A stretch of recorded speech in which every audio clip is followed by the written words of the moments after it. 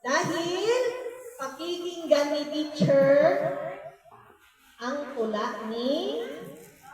O, kaya pwede, makinig din po tayo na po. Okay na ba yung sound?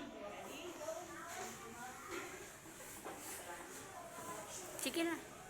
Wika. Wikang pambansa, wikang pamlahat.